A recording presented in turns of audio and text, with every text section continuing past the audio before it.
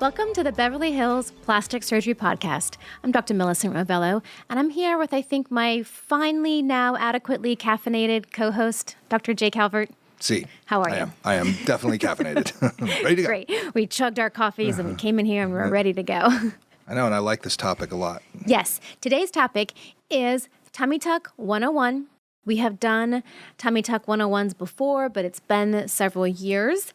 So it's time to update them with some new ideas, tips, and tricks. But the idea is that because this is a 101, we're going to keep it very general, sort of like what you need to know before, during, and after your tummy tuck.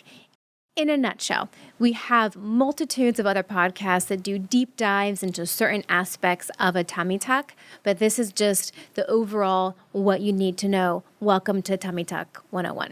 Yeah, and I think it's important because people think, and the technical term for the procedure is abdominoplasty, and a lot of things get mixed in with abdominoplasties, with everything from doing high-def liposuction, doing circumferential body lifts with your abdominoplasty, to doing, how to, maximize the contouring of the abdominal wall. So we'll get into all that. But yeah. I just want to mention that your abdominoplasties look great. I've been checking them out online. They look thank you really very much, awesome. Doctor. And, I'm not sure why anybody's going anywhere else with them, but that's just just me. We live in a democracy. People can choose what they want to do. I know. Like if I needed one, which I probably do, then I'll get on the table and we'll take care of that. So. Well, thank you, doctor. So let's walk through it. Say you're the patient who's thinking about this thing hanging off my belly needs to come off. When is the tummy tuck the right operation? So who needs a tummy tuck? A tummy tuck, by definition. I'm just kidding. A tummy tuck, by definition, is really designed for anybody who has extra skin, really, of the abdomen. And there are lots of other things that go into what makes a tummy tuck. But at its core, get that core, it's designed for women and men that have extra skin of their abdominal wall. And this could be from weight loss, or it can be from having babies. And it can also be from just general age over time. Yep. You can have a woman that's never had children before, never had any weight loss issues, but as she gets older, 50s, 60s, just notice that the skin of her abdomen is a little bit looser and not as tight as it was. So the main thing is anybody who looks like they have extra skin. Now, usually... What about the abdominal wall muscles, though? Because that's a big part of a tummy tuck, so... I'm getting there. Oh, okay. You're ready to go. I'm ready. Your question should then be, are you going somewhere? I'll be right here. Go ahead. But typically, it's not just extra skin. There is frequently in women who have had babies or in anybody that's been overweight for a long period of time, some weakness or laxity is the doctor word of the abdominal wall muscles. And this usually refers to the rectus abdominis muscles. Those are the six-pack muscles, the ones that run up and down your abdominal wall and give you the six-pack. You can have those muscles separate. They're supposed to sort of touch each other in the midline, but with age and babies and weight gain, weight loss, they can separate. And when that happens, they don't actually function as a muscle. They don't work well because they're not in proper anatomic alignment. And so what happens is the abdominal wall contents can kind of push themselves out. And I'll have women that come in and look like they're still 9 months pregnant because they just have no abdominal wall tone and they need to have those muscles repaired. So that is another component of the traditional tummy tuck. It's the skin excision and then it's repair of those muscles. The idea being to tighten and flatten the abdominal wall. Although, that being said, the third component that almost just about everybody gets is liposuction. So if you are coming in with extra areas of fat that you don't like, that are of excess, then those are also traditionally addressed with the tummy tuck. And it can be a little bit of liposuction for someone who just has a little bit of extra fat, maybe on the sides that they don't like, or it can be a whole separate procedure, 2-3 hours of liposuction, getting the whole trunk, the back, the sides, the waist, the upper abdomen, before we even start doing all of the tummy tuck procedures. So there is variation, usually with how much liposuction is done in any given patient. So then you present, you say, this is what I'm thinking about, and you come up with a plan with your doctor that addresses all of those things and to what degree you need all of those repaired. And then they're all customized. It's all very customized because everybody comes differently and they all have different things. That's right. I have some little moms that come and are literally just skin and a little bit of muscle separation, and they don't need as much. Then you have someone that comes and needs a lot of liposuction. So it's all incredibly customized. Good. But whatever sort of option of surgeries you end up choosing, you're going to start talking about the actual surgery and what you can expect. So the surgery itself is something you come the day of. It can take anywhere from 3 to 6 hours, depending on how much work needs to be done. My preference is to send patients to an aftercare facility, or if I'm doing it in a hospital setting, I have them stay overnight in the hospital, just so there's somebody who for one night is watching you and taking care of you after the surgery. I think that's smart, and I also think that there is, with abdominal and pelvic surgery, higher complication rates. There really are. And so, getting clots in the legs and the pelvis and things that can happen with these operations are, although they're rare, it's not zero. And abdominoplasties are an operation you want somebody paying attention to your respiratory status, how, getting you up out of bed and, walking hunched over, all the things that need assistance. And typically the husband isn't the best nurse for that purpose. Sometimes the husband is a nurse, and that's great. But like doctors, not good aftercare. Not great nurses. If it's the wife of a doctor, or just go with the aftercare, please. Yeah, we learned that lesson over and over. Doctors are not nurses. We're not the most caring in terms of how we take care of patients we're just afterwards. not nurses. We're That's not all. nurses. We care very much. Yes, we do. I just don't know how to be a nurse. I'm terrible at it. So, yes. So you'll probably, if you're having it with me or someone, in the Beverly Hills area, go to an aftercare facility. But what you can expect. So the surgery itself, like we talked about, let's talk about these incisions. So the length of the incision is something people always ask about. And the length of the incision is not really up to me. It's up to what you come to me with. And if you are very itty bitty and all you have is a little bit of extra skin, you'll probably have an incision that sits right in the lower abdomen and goes sort of hip to hip, right up to the hip bones, like a little smile. It's hidden in the bikini area. It's hidden under the underwear. I put my incisions typically fairly low, but kind of curved to have a nice, pretty, feminine curve to the incision.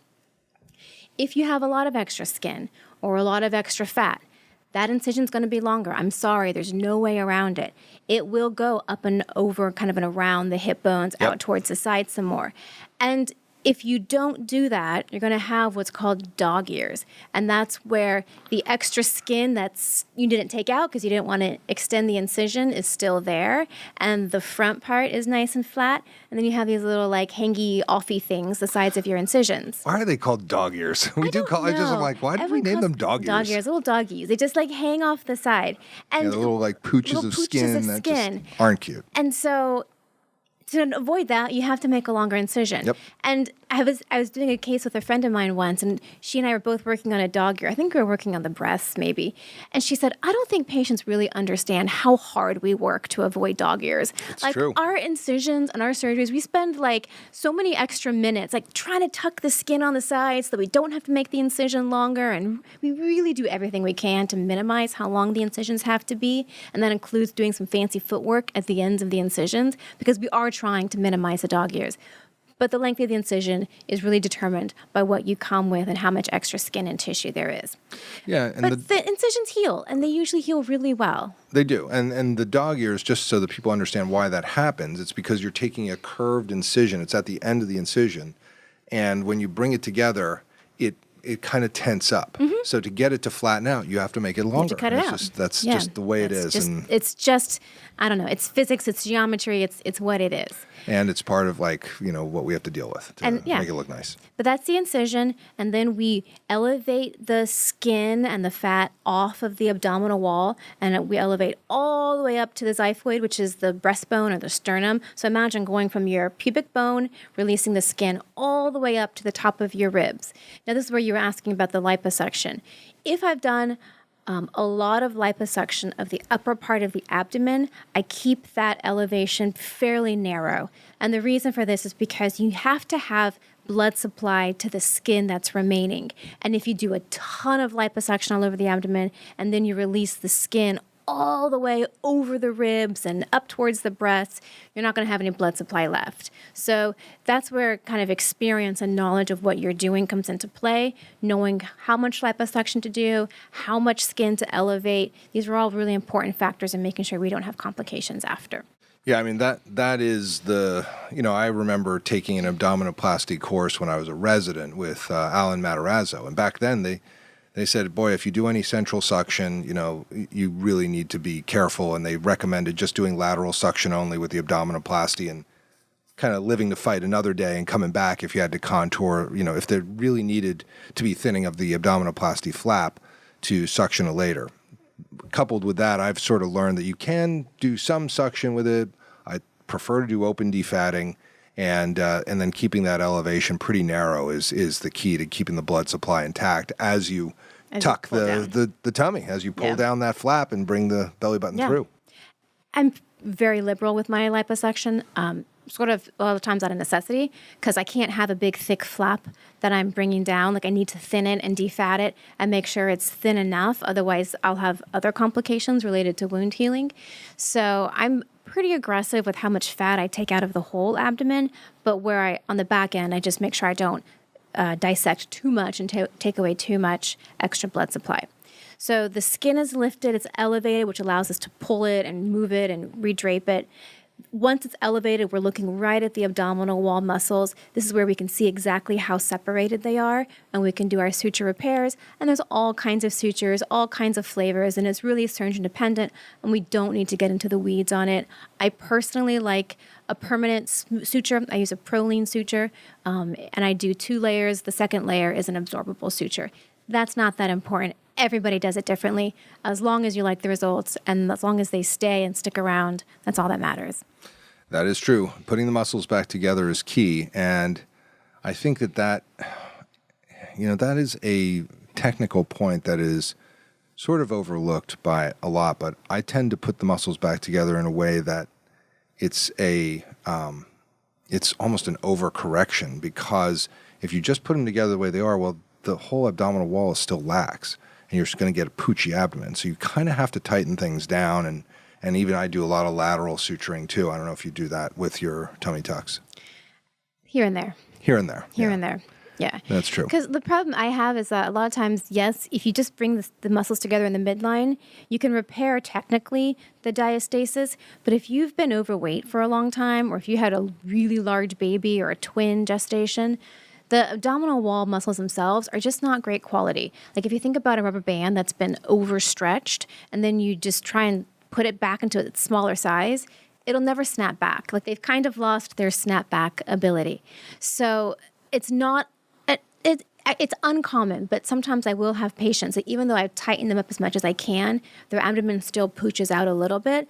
And usually that's because the abdominal wall muscles are just not great quality. Maybe doing some core work might help. Or the other thing that no one wants to hear, they still have intra-abdominal fat that is pushing their abdominal wall out. We can do a lot of work on everything outside of the abdominal wall, so from the muscles to the skin. But if you have a lot of internal fat wrapped around your organs that's causing your abdomen to stick out, there's nothing that I can do about that. That's just good old-fashioned weight loss.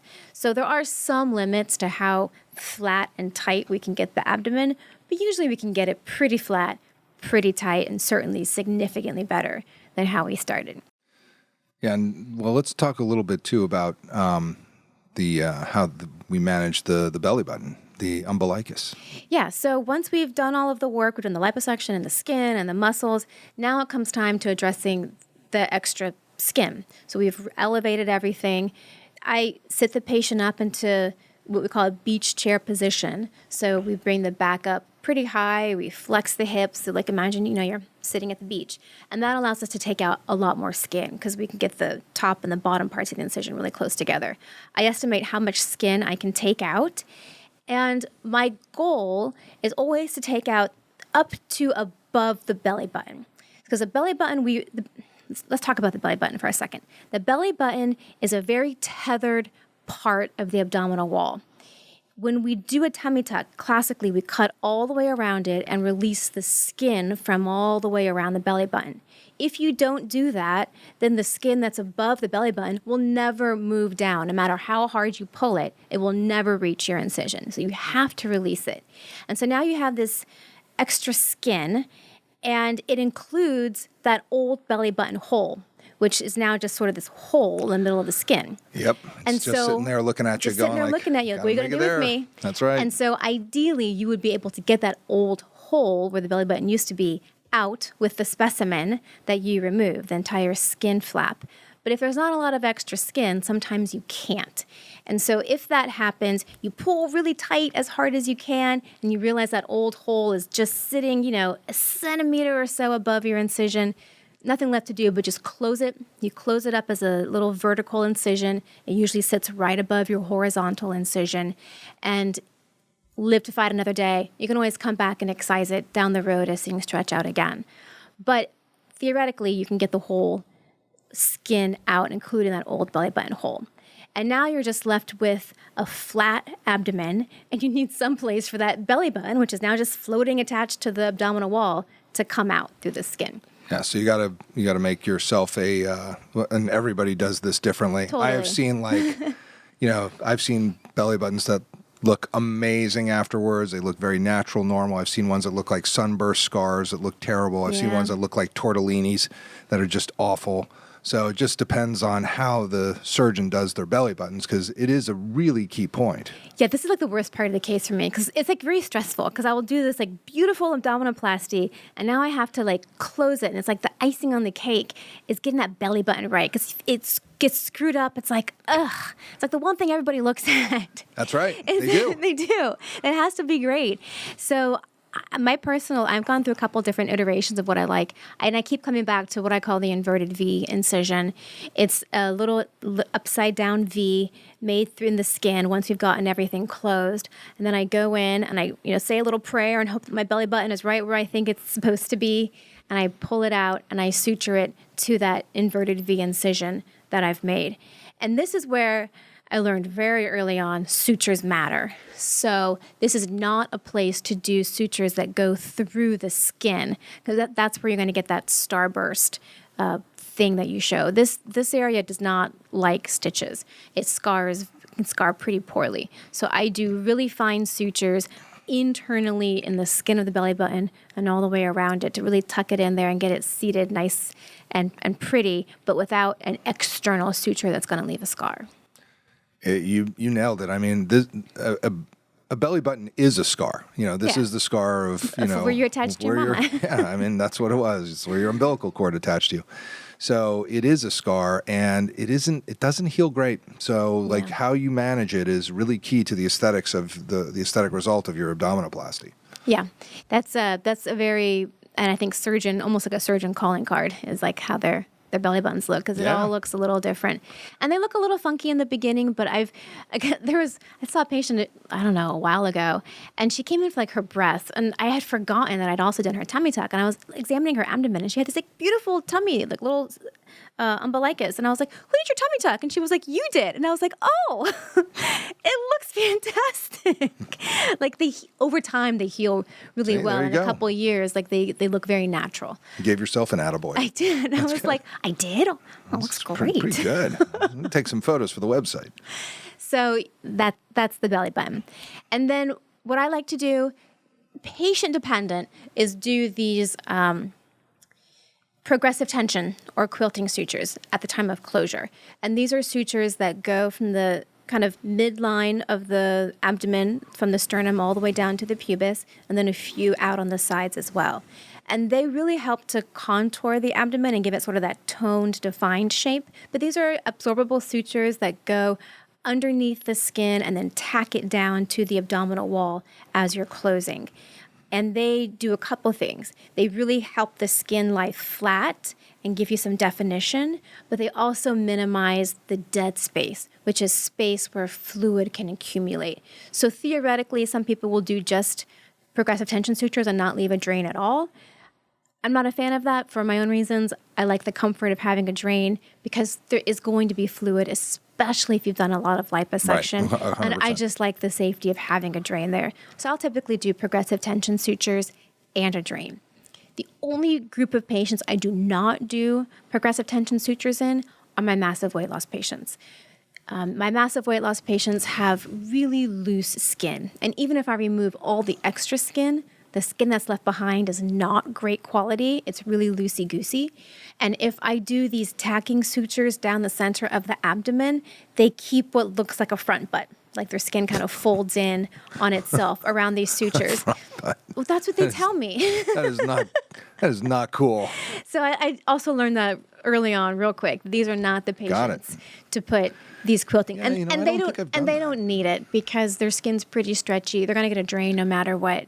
So Drain I just or don't- two. or two. Those patients typically get two. You know, I don't think I've done an abdominoplasty on a massive weight loss patient when progressive tension sutures are in vogue. So now I will definitely avoid the front butt. You don't want the front butt. Should I do? But Yeah. I don't get those patients. Those are your people. Yeah. But everyone else gets those sutures. And then, like we said, the drains. We have a whole podcast about drains. Don't fear the drain if That's that's right. what your surgeon chooses to do. They will be there for a short period of time and then they'll be out. And if you've avoided having complications like a seroma or fluid collections, great. You're welcome. Yeah, and there you go. Those progressive tension sutures are key though in like the abdominoplasties for the moms and the Yeah, mommy I makeovers mean, and all that. And they look great. They and do. They do. Okay, but they are absorbable sutures. So in the beginning, sometimes they can look a little strange. Like you'll have these like really severe indentations. Yeah, there could be dents where the and suture dimples, is, yeah. and the people kind of go, "Oh my gosh." Give it 3 weeks. Once that suture absorbs, you won't see that dent, and everyone will forget it was even there. So we've finished the surgery. I put my patients in a binder right away. Some patients will put them in a garment. They'll bring their own post-op garment. For me, while there's swelling and drainage and drains, it's easier to just put them in a binder you wrap around your waist and send them off to the aftercare facilities or wherever they're going. Post-op instructions. For that first week, and there's a post-op abdominoplasty podcast, just so you know. There But is. in general, for that first week, you're going to be sitting in that beach chair position that we put you in when we closed you. So you can use a recliner. You can just prop pillows on your bed or your couch. You don't have to get super fancy. But the idea is that you keep yourself kind of crunched to protect that incision and keep it from stretching out too soon. For the same reason, I ask that you walk bent over at the waist. For that first week, a walker with wheels is very helpful during this time period. But then after a week, you can stand up straight and you can start sleeping however you want. As those drains come out, I typically transition patients over to a faja or some other commercial compression garment designed after surgery. And I have them wear it for at least 6 weeks, but ideally up to 3 months.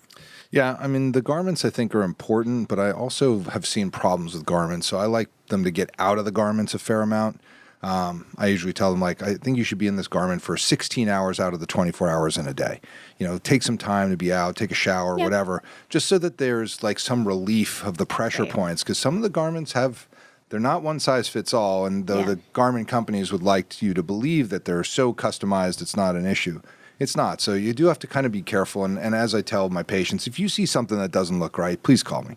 Yeah, I actually had a patient just yesterday in the office tell me, I was put in this faja that the lymphatic person told me about. She's like, and it did not feel right. She's like, I knew it was supposed to be tight, but I looked at it, like my skin was turning blue. She's like, so I took it off. I was like, Hello? thank you. Thank you for having that common Jeez. sense. So yes, they should be tight, but they shouldn't be cutting off your circulation. So if it really doesn't feel right, then it's probably not. But I agree. I tell them, wear it for most of the day. I like it day and night. But if you're at home and you're just sitting and watching television and you want to loosen the snaps and let the skin breathe a little bit, that's fine. The other thing, as I just alluded to, are lymphatic massages. So these are specialized massage therapists. And I say go to them as soon as you can, but ideally within a week or so after surgery. And they do a really good job at massaging these surgical areas and getting out the fluid, getting out the swelling, and making sure that the result is very smooth. Because you can have some issues in the healing period where scar forms, little areas of fibrosis and the areas of liposuction. And the massages are really good at making sure that those don't stick around and smooth out over time. For sure. And I do think that there's a lot of benefit to lymphatic massage and in sort of the post-surgical kind of moving the, all the kind of the, we put in all that tumescent fluid Right. and there's a little bit of blood here and there, that's like all that can move along and create better healing. So I do like lymphatic Yes. massage a fair amount. Yeah, I'm a big fan of that. And so then I just say, take it super easy for a couple weeks. If you have a desk job, you can go back as soon as the drains are out. So you're looking at 3 weeks, maybe something like that. If you can work remotely, even better. But for my teachers, my nurses, anybody that has a really kind of more physically demanding job, I ask that they take at least 4 to 6 weeks off. 6 weeks, especially if they have to do actual heavy lifting. There's no heavy lifting, nothing strenuous for 6 weeks. After 6 weeks, you can get back into light exercise, start light, work back to where you were. I say closer to the 8-week mark before doing dedicated core abdominal work. But then after 6 to 8 weeks, you're off and running, you're on your own, you can do as you please. But the results will continue to get better. I love patients when they hit the 3-month mark. Yep. That's when things really start to come together. 6 months is a little bit tricky because I find patients have started to gain weight sometimes once they get to the 6-month mark. Because they're like, oh, I have this new body and I got the liposuction and I can have that extra cupcake now. The wine is better. Yeah. So just, you have to maintain these results. You really, just because you got skinny in a new body doesn't mean that you don't have to keep working to maintain it. It's very true. They do. They'll come back. 3 months is the window for the photos. That's the time to get it because, like 9 months, they're like, I don't understand what's going on here. Like, this looks a little bit bigger to me. I'm like, it does. Let's go back to the photos, the 3-month photos. Yeah, because it's what's what happens, It happens. It does. The It definitely dietary does. issue is very real, and there's a metabolism issue, and there's a lot to this. So, like, again, that's where you really have to develop your health and aesthetic attitude, which is about getting the stuff lined up for yourself. If you really want to make big strides in it, you have to. It's a comprehensive approach. It's not just the surgery. There's the dietary issues. There's the hormonal issues. There's the health issues, taking care of your heart. All that. All those things are very much part of having great results in aesthetics. Yeah, and people always ask, well, how much weight do I need to lose before surgery? My answer is, I want you to be at a stable, healthy weight that you can maintain afterwards. I don't want you going on a crash diet and then gaining 10 or 20 pounds after surgery. Totally. So get to a weight that makes sense for your body that you can maintain post-operatively. And that is the weight that you should be before surgery. Briefly, let's just go through the complications. We always do that real quick just so we can make sure that people understand. These are very real surgeries. They can be big surgeries depending on how much liposuction and skin is being removed. So they are not to be taken lightly. Of all the surgeries we have, this one has the highest rate of blood clots. So these are blood clots in your legs that can travel to your lungs. Those are called DVTs that become Pulmonary PEs, emboli, pulmonary emboli. Very rare, but they definitely happen. I've definitely seen one. Most of my colleagues have seen 1 or 2 after these surgeries. And the reason for that is because we've pulled your abdominal wall really tight. We've put you in these crunched post-op positions, and it impedes the blood flow, the circulation coming from your legs back to your heart. And so the blood can stick and kind of clot and not flow as well. And so when that happens, you can get a clot in your leg, which then goes to your lungs. For most of my patients, getting them up and walking them that first night and that first week is sufficient to prohibit that from happening. But in anybody that has any kind of higher risk factors, whether it's personal or family history of blood clots, if they have a history of recently being on oral birth control or anything like that that elevates their risk, I do put them on prophylactic Lovenox, which is a blood thinner they start taking the day after surgery. It is the very real complication of abdominoplasty. The others that come up are infections in the fat, that can take time to go away. They're not skin infections. When you get what's called a paniculitis, the fat gets infected. It can take a long time to get that. Thank goodness that's very rare. It is. It's rare. Yeah. Fat necrosis, getting little areas of painful scarring in the fat because you took a lot away. That does happen too. Seromas, having to drain, despite the fact that we sew down the flap with our progressive tension sutures and use a drain or two, and you can still get a seroma that you got to go fish out of there with. Seroma is just a fluid collection of serum, of your body fluid. It's typically straw-colored, yellow, clear, and you just take it out with a needle and in varying degrees. A couple times. Yeah, it can take a few times to get it out, and if it gets organized, then you get what's called a seroma cavity that you have to go in and literally cut it out. Yeah, so that's also pretty rare, but it happens. I've had to do it. Yeah. I'm not going to sit here and say it doesn't happen. I've done enough tummy tucks that those things have all happened to me. Definitely happen. Wound healing issues, those are not uncommon. But all of the other, short of the pulmonary emboli or that stroma capsule you mentioned, most of these are issues that can be addressed in the office with some wound healing, some local wound care. I put patients on a scar regimen 3 weeks after surgery, and I tell them when they're ready, and then we talk about scar creams and different options. There's lasers, there's microneedling, there's all kinds of things you can do for the scars. The main thing to know in the post-op period is to go to your follow-up, because that is where your surgeons will really be able to pinpoint maybe issues you didn't see or you didn't know you have, and the sooner we can address any potential problems, the better they are to heal. And just that constant communication with the doctor of like, okay, you're at week 2. This is what you can do now. And now this is what you can do is really what's going to make sure that you heal and have the fewest amount of complications possible. Agreed. It's a big operation. You need the follow-up. It's not a, one and done and just, go out about your merry way. You need to have the follow-up and have your doctor involved in that. Correct. And lastly, doctor, cost. $1 million. I think tummy tuck for me, like right now, is probably around $45,000-$50,000. In Beverly Hills and at my level, I think most people maybe charge $35,000 or something like that. In other parts of the country, it's probably $25,000. But again, we have to preface it with it's February of 2025, and you don't know where the pricing will go from here. It's going to obviously get more expensive, but it's variable. And it depends whether you're doing it with other, like if I do a mommy makeover where I'm doing like some sort of breast lift, implants, and a tummy tuck, $75,000. I mean, it's a lot of work. It's a 6-hour operation, lots of post-op care, et cetera. That's probably Beverly Hills prices. I think around the country, maybe $45,000 for that kind of thing. Yeah, I think those are very much Beverly Hills prices. And the cost is going to depend greatly on how much work is done. If we're spending 3 extra hours doing liposuction, well, that's a whole liposuction case. Yeah. In addition to the tummy tuck. To the tummy tuck, and that's so those are literally 2 separate cases. So you can imagine that the cost would be more for those.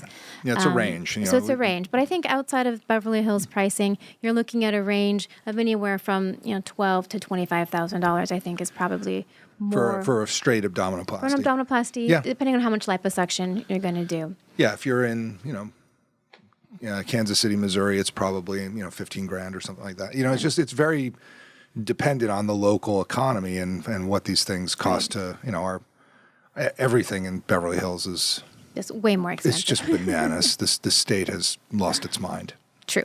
But there's also some people in Beverly Hills who really know what they're doing, and that's where we are, and we do a lot of these, and they turn out really nice. They do. They really do. I would say this is up there with my breast reductions in terms of high patient satisfaction, life-changing, I've been told. So this is a good one. This is a really satisfying. Mostly what you do are these big body cases for, moms who've, and also the massive weight loss. Your massive weight loss patients, like the stuff that you showed in Paris. I mean, you had the entire panel going like, oh my God, I would never do that case. Like it was amazing. It's life-changing. But even just for like the mom I had who was a skinny mini Pilates instructor and her abdominal wall muscles didn't work. Like you can't be a Pilates instructor. She's like, I literally had to tell my clients what to do because I can't show them. Her core was just so separated. It was wrecked. She had like no fat, barely any skin, but she needed the muscles addressed. So all of these patients, huge levels of satisfaction. So that's pretty much it for our 101. I hope we got everything compact into the pre, during, and post expectations. That's great. For more information, feel free to check out the remainder of our Tummy Tuck deep dives. But for now, this is the Beverly Hills Plastic Surgery Podcast coming to you from the 90210.